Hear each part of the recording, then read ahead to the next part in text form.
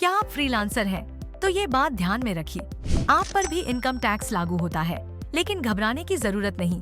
कुछ खर्चे आप क्लेम कर सकते हैं और टैक्स बचा सकते हैं। आज का वीडियो खास आपके लिए है। फ्रीलांसिंग यानी अपना छोटा बिजनेस, इसलिए आपकी कमाई बिजनेस इनकम मानी जाती है और फिर लागू होता है इनकम टैक्स एक्ट का profits and gains of business और प्रोफेशन वाला सेक्शन।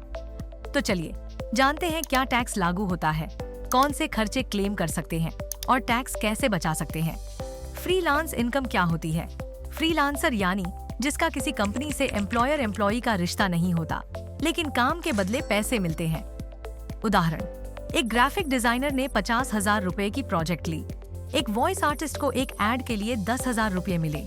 ये सारी कमाई ग्रॉस इनकम मानी जाती है।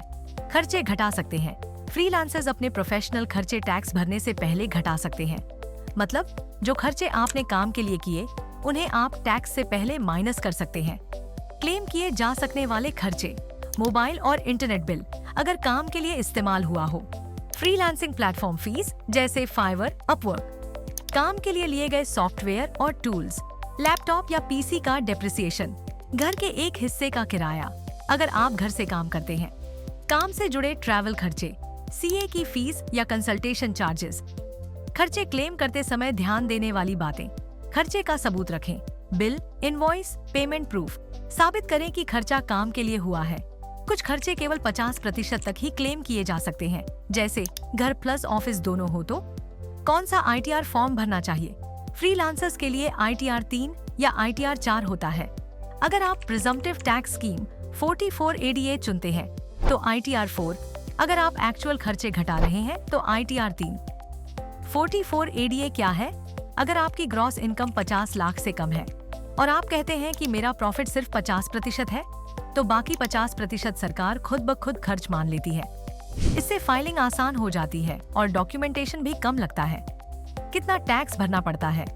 अगर आप पुराने टैक्स सिस्टम में हैं तो 2.5 लाख तक टैक्स फ्री, 2.5 लाख से 5 लाख तक 5%, 5 लाख रुपये से 10 लाख रुपए 20%, 10 लाख रुपये से ऊपर 30%। नया टैक्स सिस्टम भी है, लेकिन उसमें खर्चे घटाने की सुविधा नहीं मिलती। अगर आपके खर्चे ज्यादा हैं, तो पुराना टैक्स सिस्टम फायदेमंद है।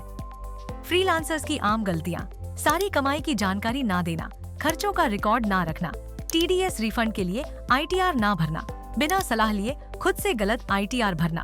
फ्रीलांसर होना यानी आजादी, लेकिन इनकम टैक्स की थोड़ी प्लानिंग कर ली तो बचत भी जबरदस्त हो सकती है। आपका काम क्रिएटिव हो या टेक्निकल, टैक्स चोरी मत कीजिए, पर बचत जरूर कीजिए। कोई सवाल है? नीचे कमेंट में जरूर पूछिए। वीडियो पसंद आया तो लाइक, शेयर करें और चैनल को सब्सक्राइब जरूर करें।